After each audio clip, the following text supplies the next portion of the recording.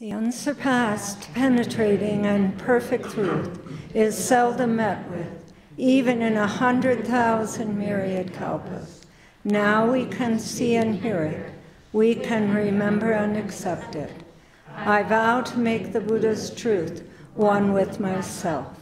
Homage to the Buddha, homage to the Dharma, homage to the Sangha.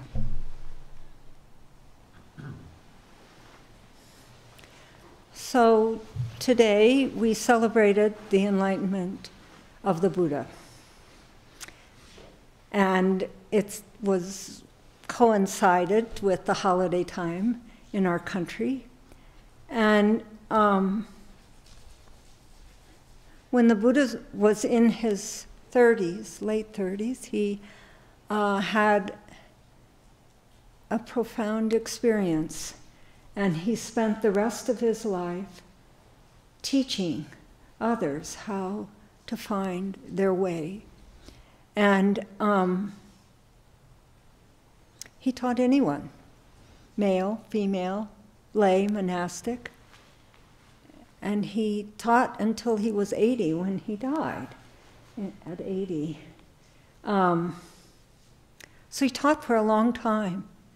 And here we are, we've celebrated the enlightenment of the Buddha, and I'm going to talk about the teaching that he gave on his deathbed, which is the scripture on the last teaching of the Buddha. And why I'm going to talk about it is because it was pithy, direct, simple, this is what you need to do. And he offered that to all of us to help us. And so, for me, this relates very much to the celebration of his enlightenment, because he's helping us, always. So, what I'm going to talk about today is a question called, what is enough? And here it is, I'm talking about this after we've had our holiday meals, probably over 8.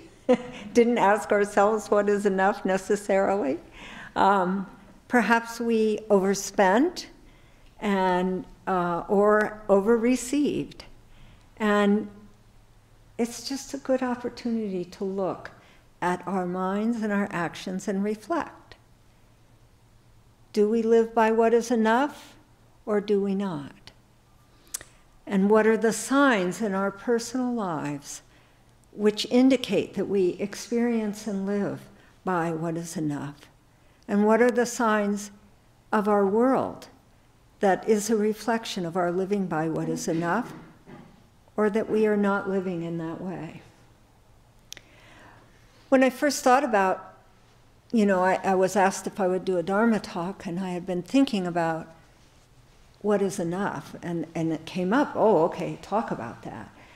And truthfully, I've been working on what is enough all my life, mainly because I am tired of falling off and the not being happy, not being satisfied.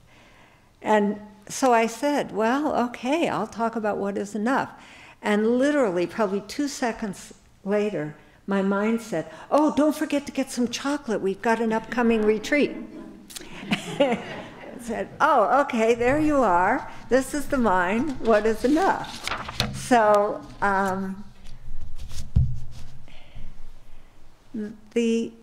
my mind, in its blessedness, gave me a clue, of course, that enough can be closely related to greed, but also to our feeling of lack, that we lack something. Spiritually speaking, one aspect of enough involves the relinquishment of greed. There are 3 poisons: greed, hate, and delusion. And I think that the other 2 poisons of anger and delusion, in terms of enough, are their own separate Dharma talks. So I'm not going to talk about them today. I'm just going to focus on the greed aspect of.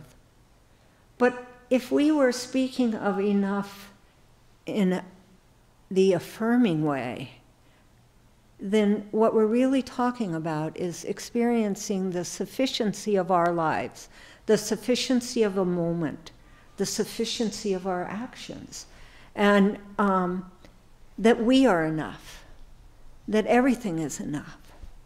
And this thread of sufficiency will run through this Dharma talk. When I was a young novice, I trained as a layperson for a long time.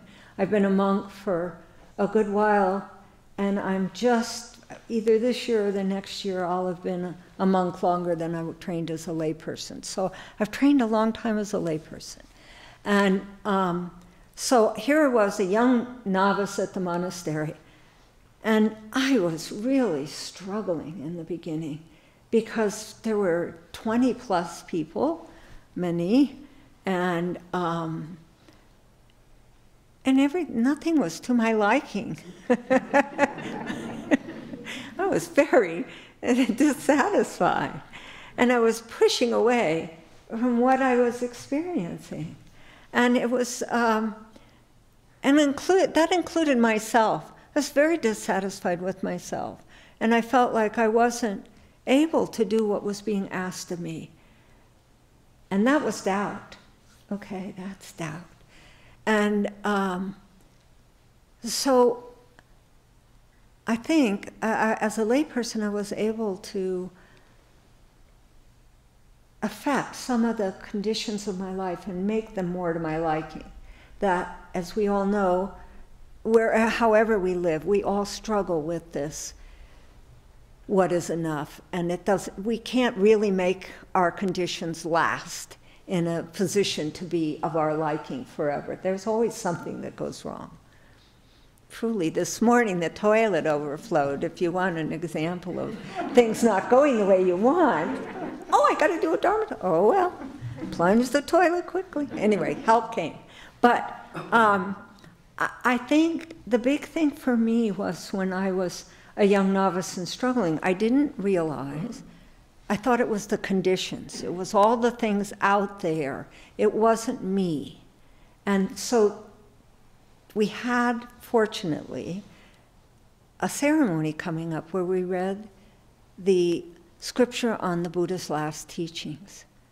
And the reading of that scripture relaxed that tension I felt.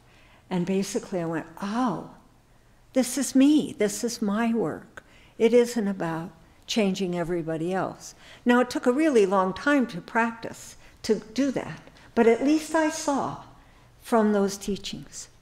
And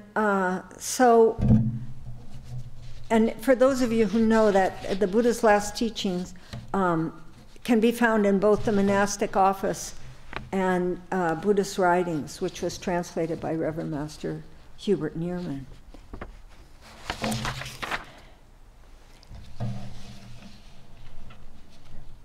I also like the fact that the Buddha gave us these teachings as he was dying.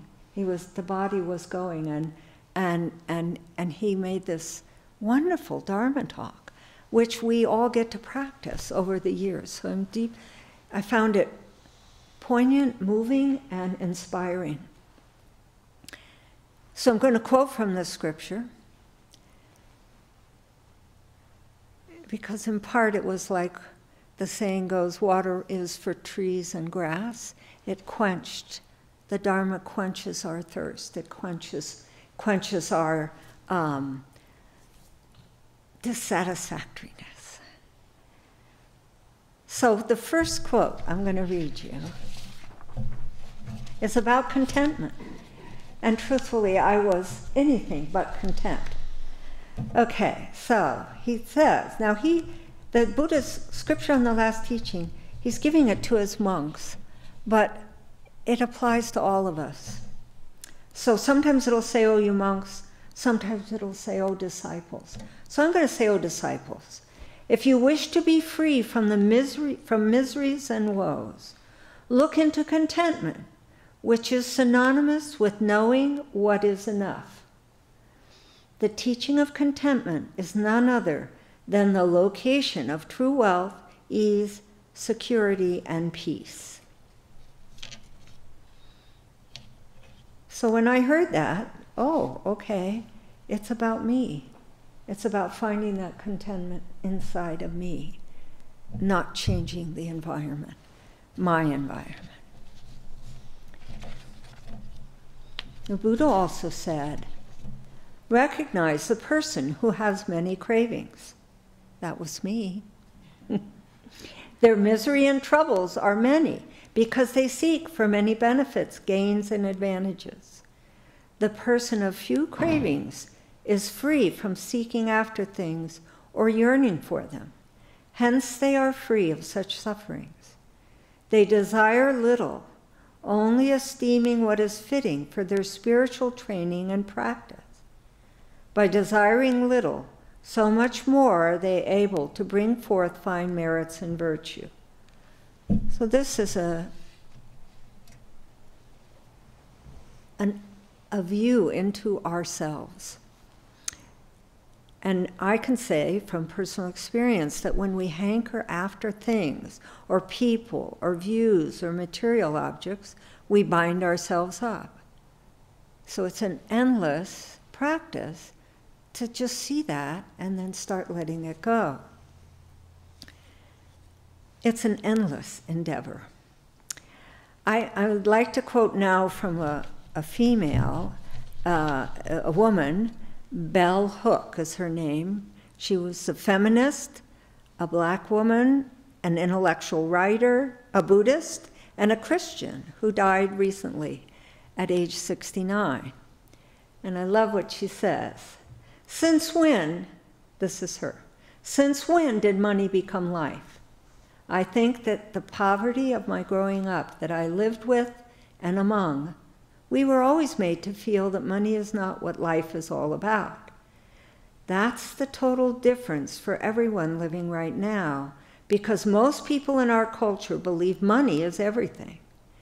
That is the big tie, connecting tie to black, white, Hispanic, Native people, and Asian people.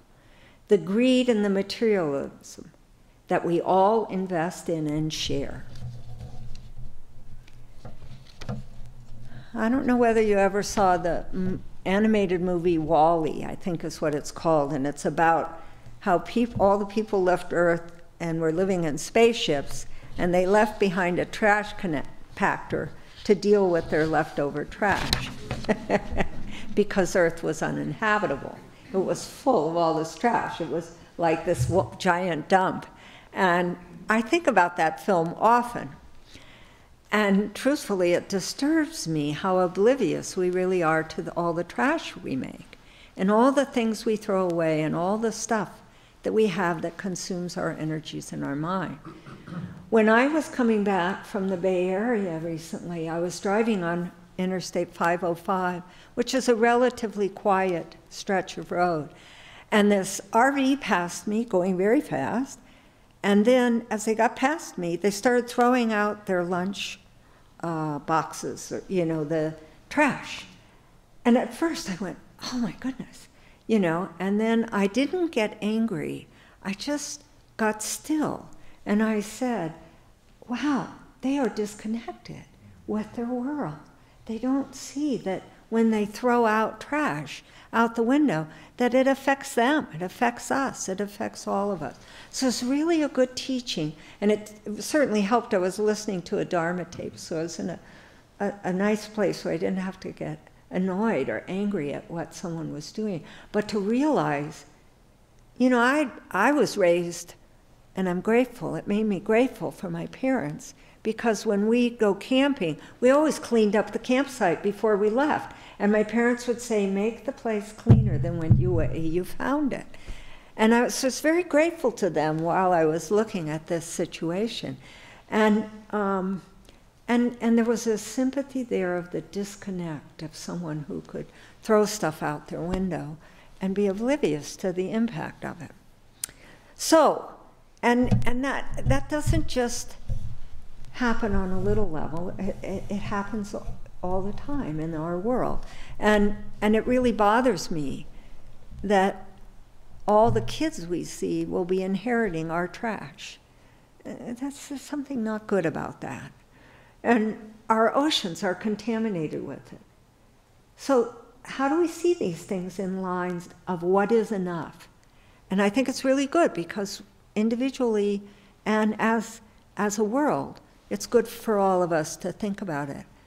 I read something recently in the New York Times where something like 75% of the clothing that's made in our country and that we buy ends up in the landfill. 75% of it.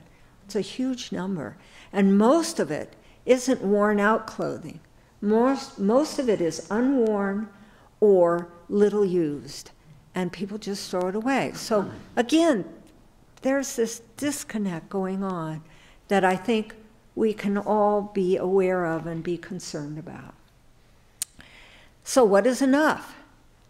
I think that's a good question when we're feeling overloaded with stuff, that we ask ourselves, well, what is enough? Can I be satisfied?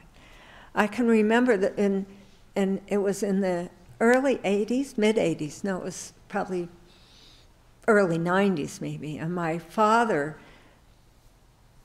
intellectually said, well, you know, what's enough? And I said, right now it's enough. There's too much right now already. And that was before computers and digital stuff and all this stuff that has kept growing. And so it's good. It's good for us to think about it. So I think the Buddha's words apply to our environment, our climate, our trash. And instead of feeling overwhelmed or doubting, is there anything we can do about it? I think my suggestion was we begin to look within and find that sufficiency in our lives, because the Buddha found it, and 2,600 years we're still trying to learn his teaching and follow it. So let us look within. Again, I'd like to quote from Bell Hook. And she says, Buddhism continues to inspire me because there is such an emphasis on practice. What are you doing? Right livelihood, right action. We are back to that self-interrogation that is so crucial. Well, there's somebody who loves training. You can tell that by what she's saying. But there, you know, we don't have to be afraid to look within. We can look at ourselves and say, oh, isn't that interesting? I feel I lack. Be with that. The Buddha said, "O you monks, when you have discriminative wisdom, you will not be attached to desires. By constant self-reflection and watching what you do, you will not bring about any loss through defiling passions. Within my teachings, this is what can lead you to liberation." This is for us. This is for us. Sufficiency. Seeing the sufficiency instead of the lack. Sorry.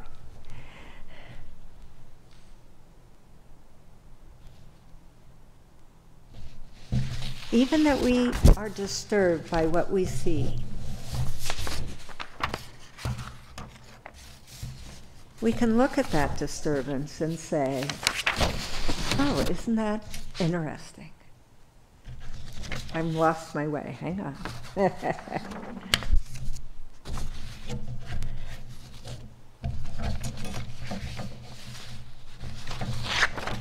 I numbered my pages.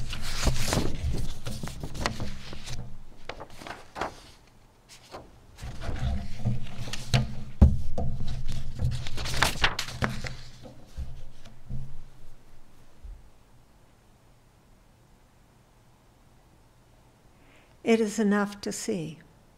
I think that's a really important point. It's enough to see. We can't fix the world. We can't fix another person. We can't fix ourselves. What we can do is see when we act from a feeling of lack. That's possible. That's all of us can do that. Or we can see when we're still in the moment and we're participating in the sufficiency.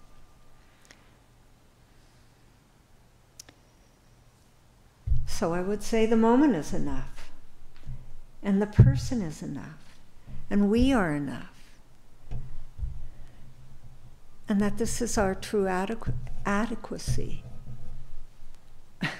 I wrote, our okayness. We are okay. That's hard to see. But it's not just about us. It's really that okayness permeates the universe. It permeates everything. And it's we who divide it off. We who separate. It's very important not to separate ourselves from someone who throws trash out the window. We have to not divide. Uchiyama Roshi, I've quoted this before, it's my favorite, one of my favorite lines in Buddhism, but he says, reality prior to division, therein lies unlimited depth. And I think about that. That's it. Everything is enough. We are all okay. And I think by experiencing sufficiency, then we can participate in the cleanup, because we got a lot of cleanup to do. I think there'll be a lot. But each of us has to know for ourselves that that is enough. It's enough for us to do that.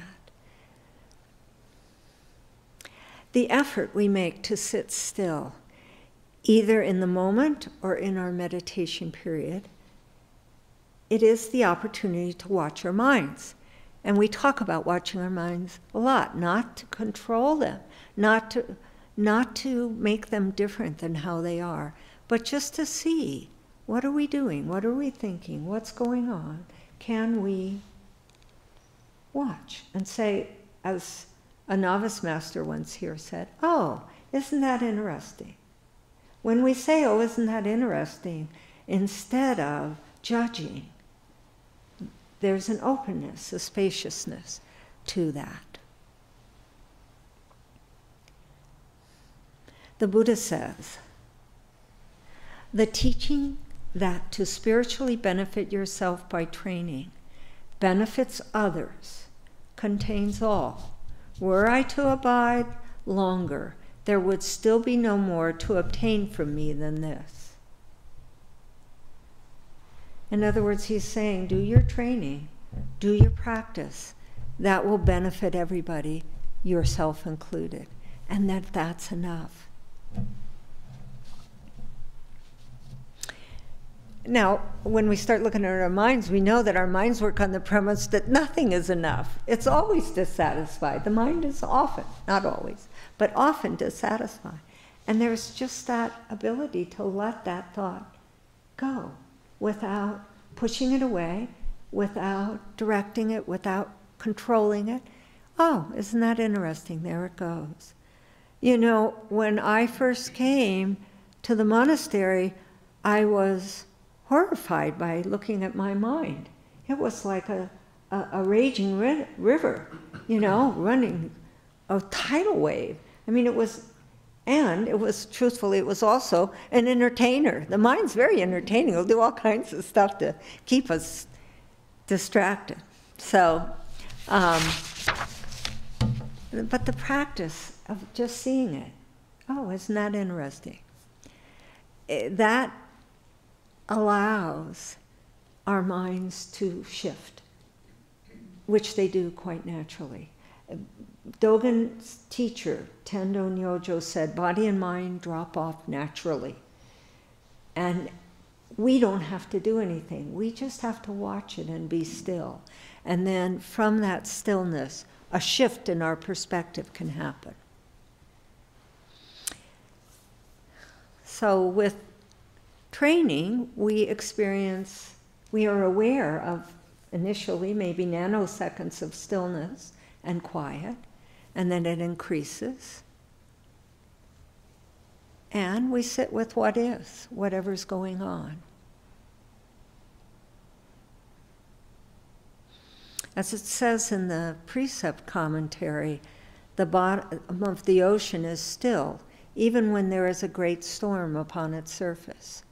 And it's that dropping down and sitting beneath that's really helpful. And it's also when we're watching our mind, we can begin to see that the thoughts themselves are empty. They are not what we think they are. They don't have substance, form, armies.